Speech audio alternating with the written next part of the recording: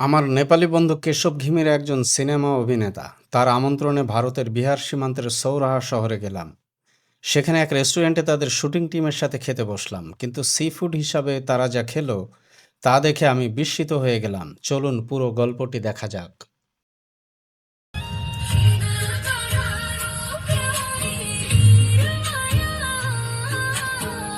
কাঠমান্ডু উপত্যকা পেছনে ফেলে আমরা ধীরে ধীরে নেমে আসছি পাহাড়ি মহাসড়ক ধরে। দুই পাশে মাথা উঁচু করে দাঁড়িয়ে আছে সবুজ পাহাড়, মাঝখানে গভীর গিরিখাত। সেই গিরিখাত বেয়ে বয়ে চলেছে অপূর্ব ত্রিশূলী নদী। এই নদীর পানি গান্ধকী নদী হয়ে ভারতের পাটনায় গঙ্গার সাথে মিলিত হয়ে বাংলাদেশে পদ্মা নামে প্রবাহিত হয়েছে। পদ্মার তীরের লোকেরা প্রতিদিনই এই পানি স্পর্শ করে, তবে ত্রিশূলী বিষয়ে তারা হয়তো বোধগম্য। পাশে দীর্ঘ পথ পাড়ি দিয়ে আমরা সৌরাহায় পৌঁছালাম। এখানকার প্রায় পুরো অর্থনীতি পর্যটন নির্ভর। বিশেষ করে চিতওয়ান ন্যাশনাল পার্ক সাফারির জন্য সারা বছরই দেশ বিদেশের পর্যটকদের ভিড় লেগে থাকে। এই শহরে এখন কোনো হালাল রেস্টুরেন্ট নেই, তবে সবজি নিরাপদ বিকল্প।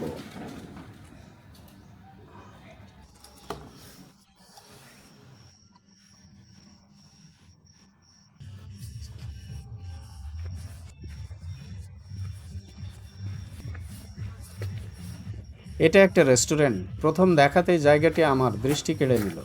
চারদিকে অসংখ্য আলোর ঝলক, শীত আর হালকা কুয়াশা পুরো পরিবেশকে যেন এক স্বপ্নীল আবহে রূপ দিয়েছে। রেস্টুরেন্টের নকশায় নেপালের গ্রামীণ ঐতিহ্যের ছোঁয়া। বাঁশের খুঁটি আর খড়ের ছাউনি দিয়ে তৈরি ছোট ছোট কুটির। কেশবদের শুটিং হবে এইখানে। মুভিটায় এক ফুল দো মালি ধরনের। কেশবের চরিত্র দো মালির দ্বিতীয় জন, মানে negative role.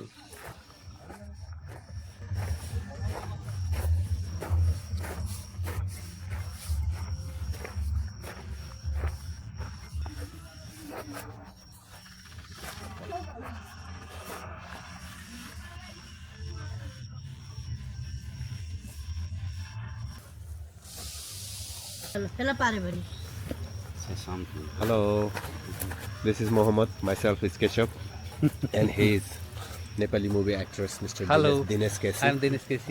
Now we are in Shauraha. Okay. For he's coming for in the visitor as a visitor, but we are coming for here for in the big movie shoot. Okay. Very soon our movie is coming. Hopefully, nice movie. What to say? Aju, aju.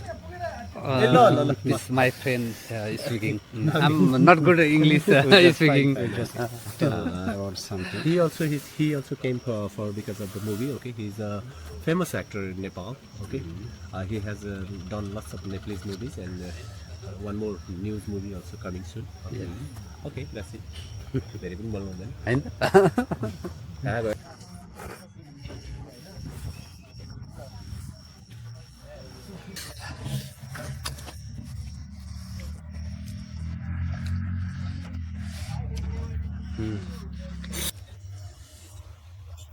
প্রথমজন dance director, পাশের জন assistant.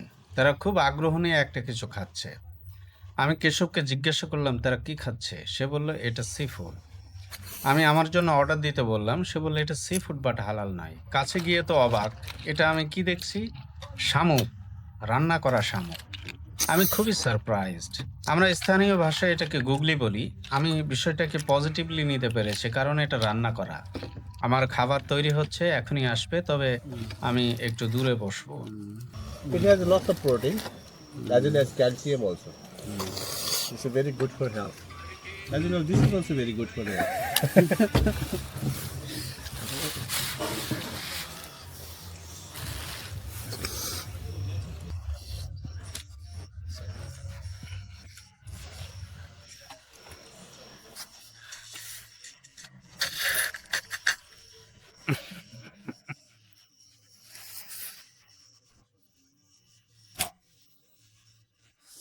এটা আমার খাবার।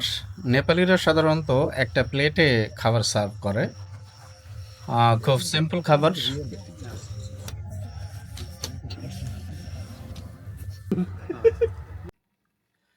নেপাল ভ্রমণের সময় যাদের সঙ্গে কথা বলেছি তাদের অনেকেই জানিয়েছেন শূকরের মাংস তাদের পছন্দের খাবার।